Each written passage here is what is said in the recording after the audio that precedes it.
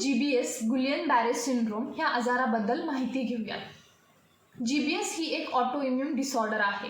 ह्यामध्ये आपल्या शरीराची प्रतिकारशक्ती ही आपल्या शरीरातील पेशींच्या विरोधात काम करायला लागते. GBS हा आजार काही स्पेसिफिक बॅक्टेरिया किंवा व्हायरल इन्फेक्शनमुळे ट्रिगर होतो. GBS या आजारामध्ये मॉलिक्युलर मिमिक्री हा कन्सेप्ट समजून घेणं गरजेचं आहे.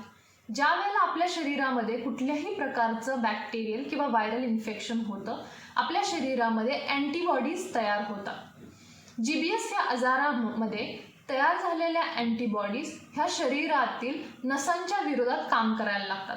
हे अँटीबॉडीज नसांच्या वरती असणारं प्रोटीन कव्हरिंग डॅमेज करतात आणि शरीरातील नसा कमकुवत होतात. GBSमध्ये सिम्पटम्स काय दिसतात? GBSची सुरुवात ही शरीराच्या खालच्या भागापासून सुरुवात होते.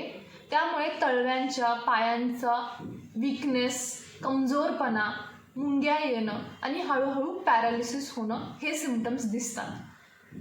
हळूहळू हा आजार शरीरातील वरच्या भागाला एफेक्ट करायला लागतो. त्यामुळे त्याच्यामध्ये हाताला मुंग्या येणं, हातांचा वीकनेस जाणवणं, पॅरालिसिस होणं किंवा चेहऱ्याचा पॅरालिसिस, फेशियल पॅरालिसिस होणं हे सिम्पटम्स दिसतात. काही सिव्हिअर केसेसमध्ये लंग वीकनेस, फुफ्फुसांची कमजोरपणा येतो आणि त्याच्यामुळे श्वास घ्यायला त्रास होणं, दम लागणं हे सिम्पटम्स दिसतात. GBS हा आजार टाळण्यासाठी खाण्यामधून किंवा पाण्यामधून इन्फेक्शन नाही होणार याची काळजी घेणं गरजेचं आहे. प्रॉपर हायजीन आणि प्रॉपर डाएट घेणं गरजेचं आहे आणि रेग्युलर एक्सरसाइज करणं गरजेचं आहे.